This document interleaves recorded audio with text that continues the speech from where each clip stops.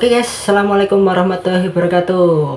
Selamat Hari Raya Idul Fitri, minal aidin wal faizin. Mohon maaf lahir dan batin dari saya dan juga seluruh kru dari Zadalang YT. Untuk apabila ada kesalahan mohon dimaafkan ya. Mohon maaf yang sebesar-besarnya dari kami pihak Irza Dalang YT. Oke, untuk spesial hari ini juga karena ini masih terkait dengan lebaran, mungkin hari ini video ini akan lebih cepat ditayangkan karena ya keburu nanti Idul Fitrinya selesai, keburu lebarannya selesai. Oh ya, mungkin kalian akan bertanya background yang biasanya di mana. Untuk background yang kali ini kita sedang di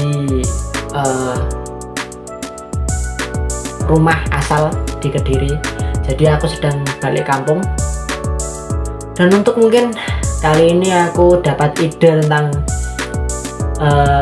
hubungan gimana ya menjelas, apakah Idul Fitri, hal-hal yang ada di Idul Fitri itu ada juga di pewayangan.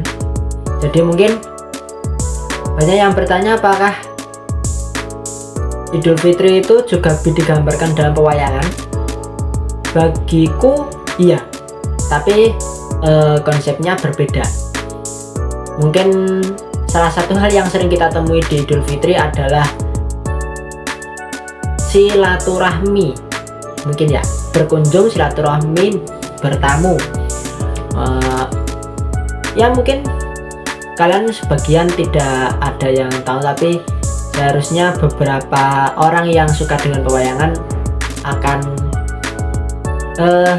teringat dengan salah satu ginem pewayangan yang menunjukkan bahwa mereka itu sedang bertamu atau bersilaturahmi. Mungkin bisa kalian dengarkan di beberapa dalang yang masih menggunakan jejer pada awal.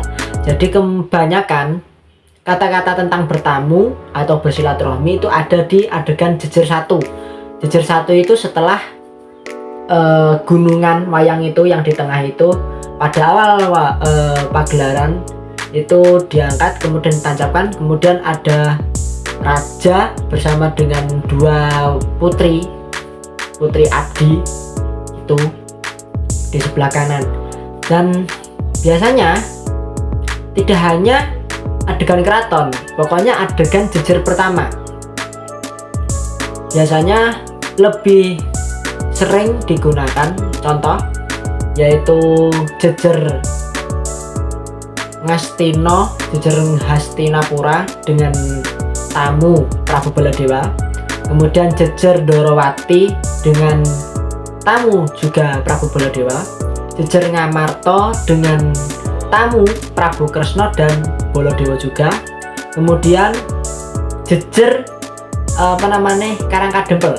Ini juga sering, jejer Karangkadempel itu sering juga. Terus kemudian ditandai dengan apa Kak hubungan silaturahmi itu? Dengan salah satu kalimat yang menyatakan bahwa beliau tamu itu sedang ingin menjenguk keberadaan saudaranya tadi. Contoh seperti kata-katanya Prabu Baladewa biasanya kata-katanya Prabu Baladewa, sepisan tilik karaharjane negari Ndorowati kaping pindho tilik marang tilik utawa temu kangen kelawan jeneng sira Siadi. Nah, ada kata-katanya tak contohkan seperti itu ya, tapi biasanya untuk kata-kata yang sering digunakan aku lupa, tapi intinya seperti itu. Kalau tak contohkan salah satunya seperti itu. Kalau saya kan masih mohon maaf, saya kan masih agak kurang paham juga, masih belajar tentang sastranya. Tapi untuk memahami hal seperti itu mungkin bisa saya gambarkan seperti itu untuk buat kalian agar paham. Sepisan tilik negara Ndorowati kaping pindho tilik marang karaharjane Siadi. kalau di bahasa Indonesia kan itu pertama yaitu melihat keadaan Dwarawati, keadaan negara Dwarawati. Kemudian yang kedua menjenguk keadaan atau melihat keadaan si Adi atau ya pokoknya gitulah kepada adiknya gitu. Kalau di bahasa Indonesia kan seperti itu. Dan kalau kita amati itu seperti hubungan silaturahmi. Jadi kalau bersilaturahmi itu ya kita kan berkunjung, ingin mengetahui keadaan pemilik rumah kan seperti itu. Sama juga yang ada di pewayangan juga seperti itu. Di adegan jejeran sama seperti itu. Dan mungkin kalau di pewayangan mungkin nggak kelihatan suguhannya ya, tapi sebenarnya kalau adegan keraton, adegan apapun itu, kalau berkaitan dengan jejer itu pasti ada suguhan untuk para tamu atau narpati atau patih atau pokoknya orang-orang yang sedang melihat atau menyaksikan jejer tersebut biasanya disuguhkan. Nah ya entah itu kalau biasanya paling sering ya pokoknya ya suguhan kerajaan lah, itu biasanya yang paling sering. Pokoknya ada tamu selalu disuguhi, dan suguhannya tidak hanya makanan minuman seperti itu, enggak. Kalau di keraton seperti keraton itu suguhannya biasanya juga enggak hanya itu, ada lagi tari-tarian, tari penyambut tamu seperti itu. Kalau kalian pernah mendengar tarian penyambut tamu itu sebenarnya di seluruh daerah Nusantara itu ada, bahkan di keraton juga ada. Jadi di pewayangan juga digambarkan sama dengan keadaan yang keraton sebenarnya, entah itu Surakarta atau Yogyakarta.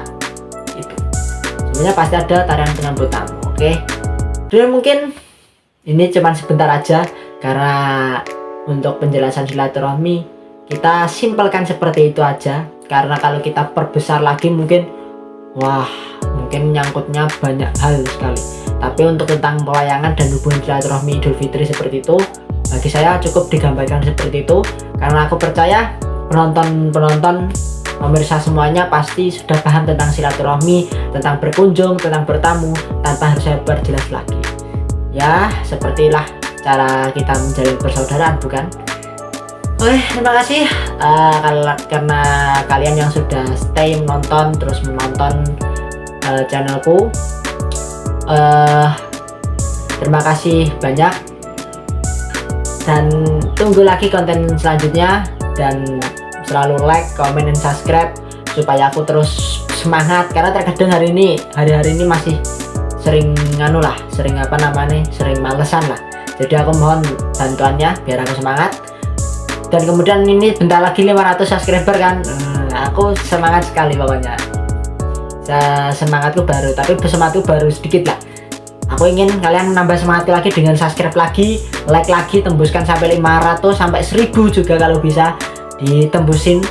Aku akan semangat. Mungkin setelah ini masih ada konten horor, mungkin setelah ini lagi masih ada konten tentang tentang